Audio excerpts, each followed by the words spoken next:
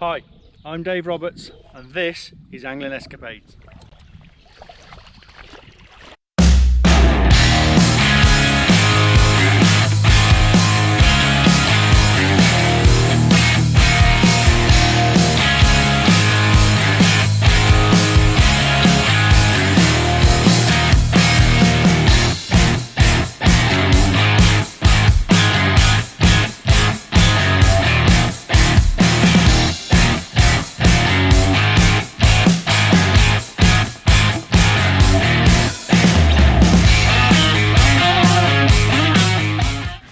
Alright, welcome to Angling Escapades. We're on the banks of the River Wye today and we're on the Docklow stretch of the River Wye at Rotherwas. Today I've come down, it's my first session on the river since the new season opened, so I'm just going to come and have a go for everything. There's all kinds live here, chub, barbel, maybe more in the autumn, but I think we've still got a chance this time of year, and it's sort of a place where not many people come at this time of year. So all I'm going to fish, nice and simple, big ground bait feeders, okay. Big ground bait feeder. I've got lots of different baits, maggots, casters, hemp, sweet corn, lots in there, good old goodie mix in there, okay, and that'll give us a chance of spreading some bait out, getting some fish interested, and if we need to, I expect there'll be lots of small fish here at the moment, but if I need to I can fish bigger baits. I've got plenty of meat, boilies, things like that. So let's have a go and see how it pans out.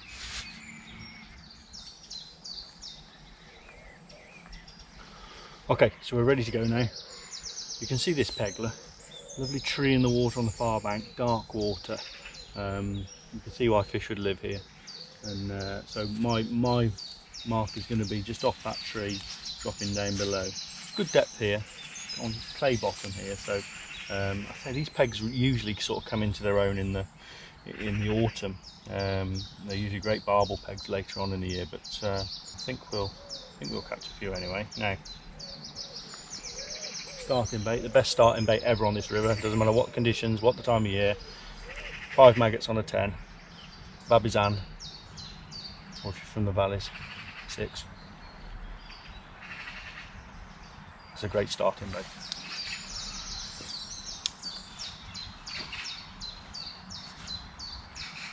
So it's starting on quite a big feeder. We can always drop down later. So I just want to get some bait out there to start with.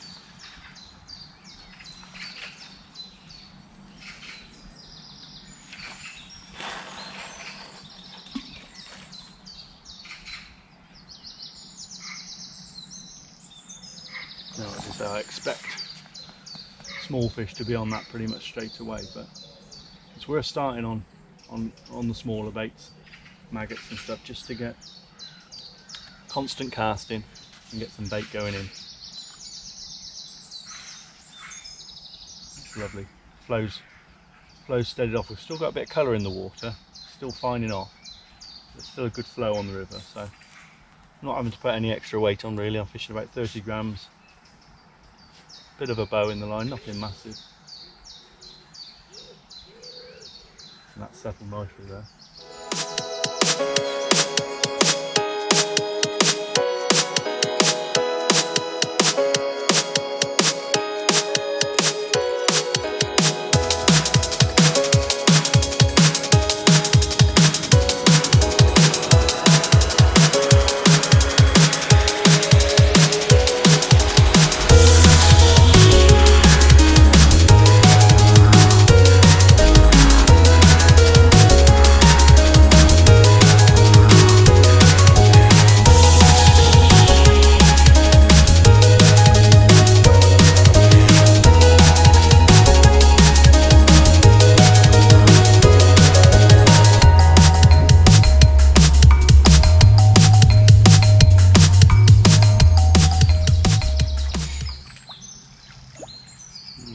So that's our first fish, a greedy little chublet, absolutely fin perfect, look at that, little plump belly on it. I bet there's loads of those out there, and that's what all the little taps and stuff I'm obviously getting are.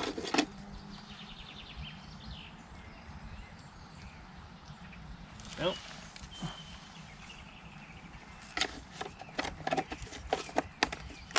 so we'll keep going with these Keep going. We're getting bites every cast from these little fish, but you can see the baits are generally, mags aren't too sucked. You know, there's enough of a bait left for if a big fish is there to take it. So I'm not going to switch to the big baits yet, because I just feel like it's worth just persevering and just keeping the bait going in for now to get these bigger fish interested. You don't mind catching little chub like that. Plenty of times in the winter you'd have dreamed of catching one of them.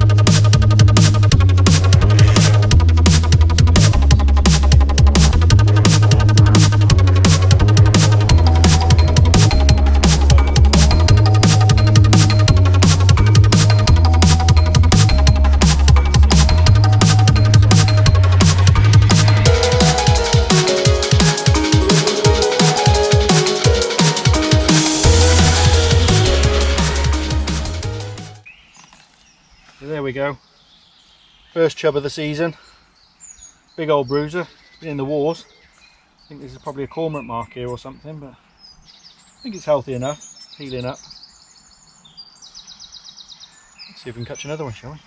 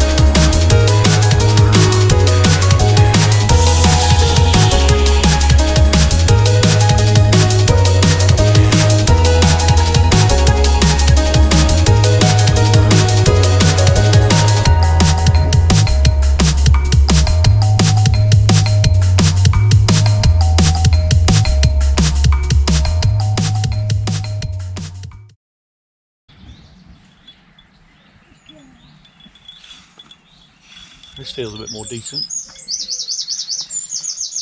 think this could be our first barbel of the season.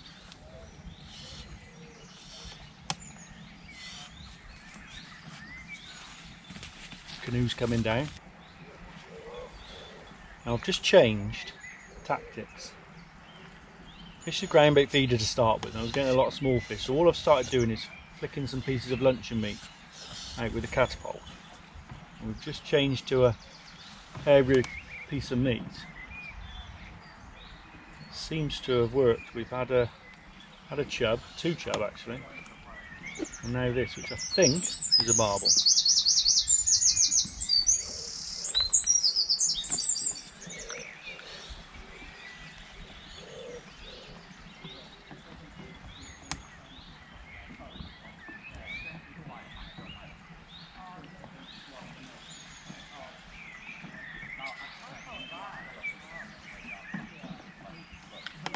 Really fighting well.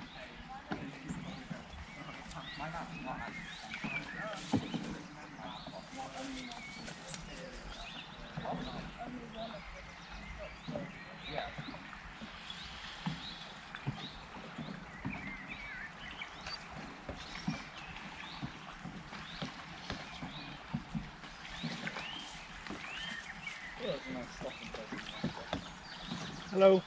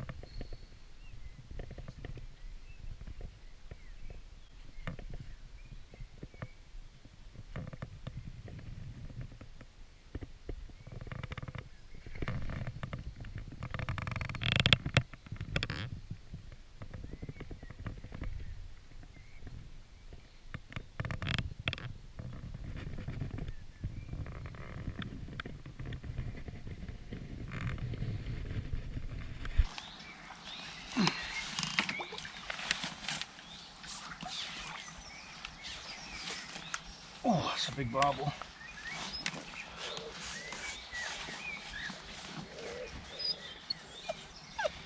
Get that okay.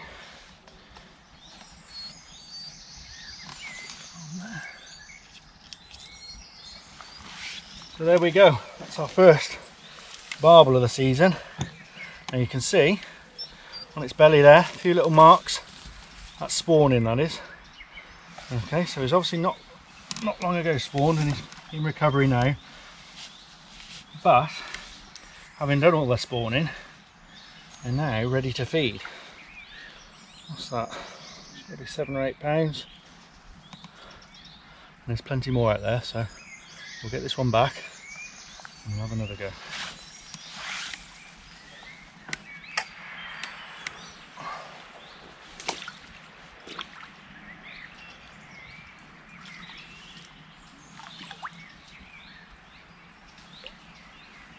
Just give them a minute in the water just to make sure they're... There you go, and off it goes. So there you go, this time of year, maybe the classic sort of barbel swim would be fast flowing water. But this year's been a bit different. We've had some rain, we've not had the hot weather. And I just had an inkling that there might be a few fish in this area. These pegs are usually better in autumn time, because it's deep water. But I just had a feeling with the extra water and the cold rain we've had, we might have a chance here today. So I was proved right. So we'll try and catch another one now. Oh, Monty. You want to do?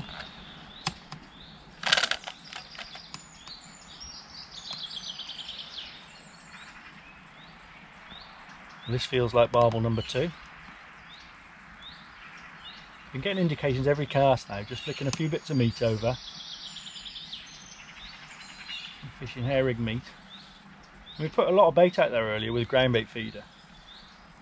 And I think now it's just, sometimes these barbel just like it nice and quietly, just ticking in, ticking over, a few bits of meat in. And they're certainly having a go now.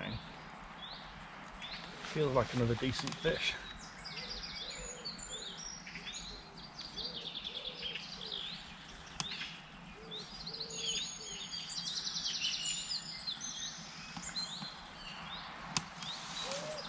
This is always the tricky bit now when they're under the rod tip, because you're in direct contact and they lunge off.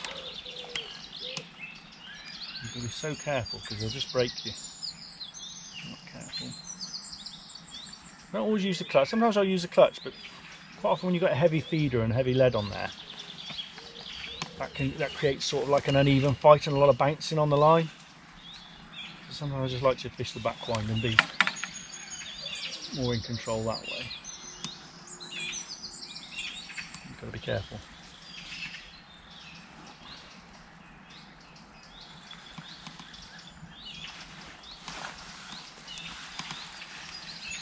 Decent barbel that is.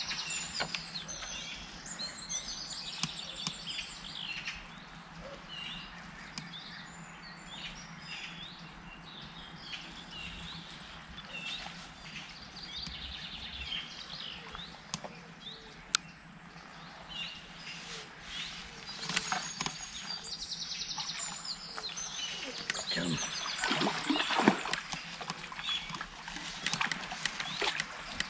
That's a big fish.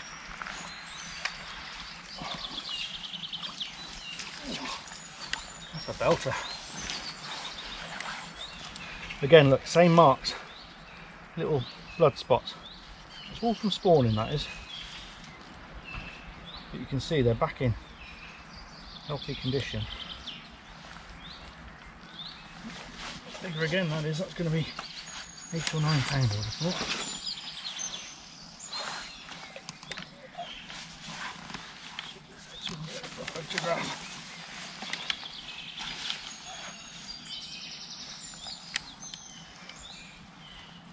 Look at that.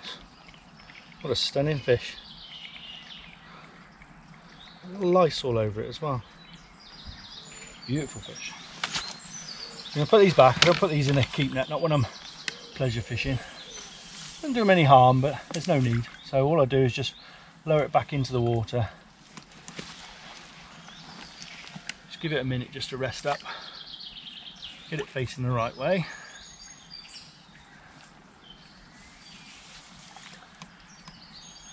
There we go, facing the right way, and off it goes. Now, one little tip. This is something I've been doing for a couple of years now, and it's worth showing you.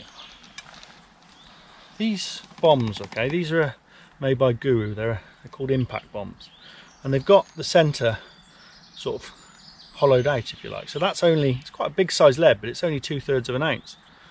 And what I can do with this is I can just get a bit of meat and just squeeze it into the centre there, either side. And on days like today, when they obviously don't want lots of feed, just see that, it just gives a bit of flavour coming off the lead, and then you've got your hair rig piece of meat then below. And some days that's all you need. That'll just, that bit of scent coming off there and little bits of meat is just enough to keep those barbel, get those barbel homing in on your baits. Impact bombs, brilliant little thing.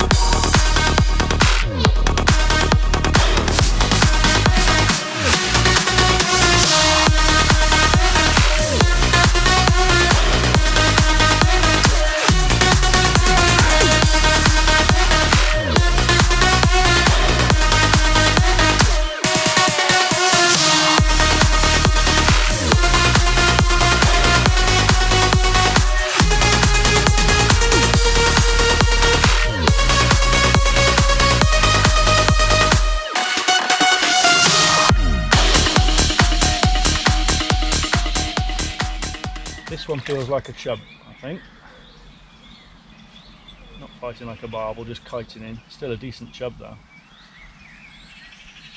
And I think this will be our last fish of the day. Of the morning. We only had a couple of hours. What a beautiful couple of hours it's been.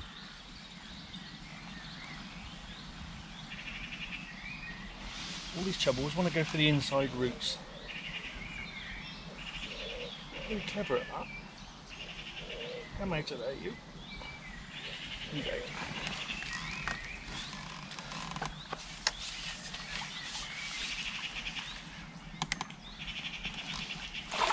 There we go.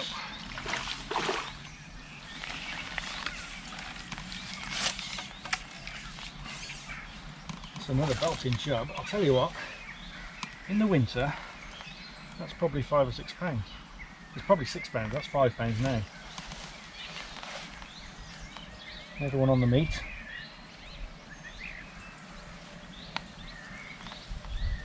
I think that is a perfect way to end the day. We've had 2 barbel and 6 chub in a couple of hours, mainly on meat, but a relatively inexpensive day. I think me and Monty will celebrate now with a piece of meat. Alright, boy? See you next time.